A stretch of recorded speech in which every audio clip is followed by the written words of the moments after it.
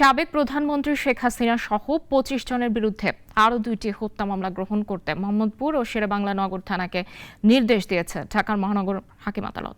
এছাড়া ১৫ জুলাই থেকে ৫ আগস্ট পর্যন্ত সংগঠিত মানবতাবিরোধী অপরাধের অভিযোগে শেখ হাসিনা সহ ১০ জনের বিরুদ্ধে তদন্ত শুরু করেছে আন্তর্জাতিক অপরাধ ট্রাইব্যুনালের তদন্ত সংস্থা। বিস্তারিত জানাচ্ছেন মুনিয়া চৌধুরী। গত ১৫ আগস্ট থেকে ৫ আগস্ট পর্যন্ত সংঘটিত গণহত্যা সহ মানবতাবিরোধী অপরাধের অভিযোগে সাবেক প্রধানমন্ত্রী শেখ হাসিনা সহ ১০ জনের বিরুদ্ধে তদন্ত শুরু হয়েছে।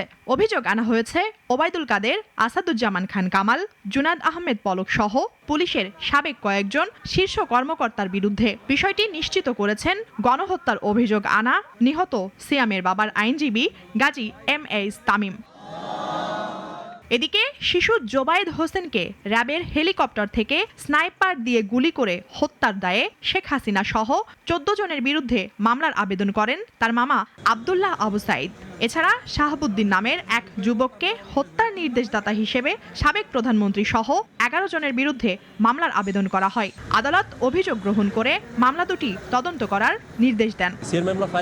শুনানির অন্তে আমাদের বিজ্ঞ এমএম স্যার বললেন সংশ্লিষ্ট থানাকে নির্দেশ দিলেন এই বলে যে আপনারা এটা রেগুলার এফআইআর হিসেবে রুজু করে আপনারা পরবর্তী তদন্ত কার্যক্রম শুরু করেন। মামলার ২০০ ধারায় জবানবন্দি নিয়েছে এবং আদেশের জন্য একটার দিকে আদেশ দিবে, আদেশের জন্য রাখছে। শেখ হাসিনা সহ সালমানুর রহমান, আইনমন্ত্রী আনিসুল হক সহ ১১ জনের বিরুদ্ধে আমরা মামলা করেছি। ব্যাপক গণ আন্দোলনের মুখে গত ৫ আগস্ট পদত্যাগ করে দেশ ছাড়েন শেখ হাসিনা।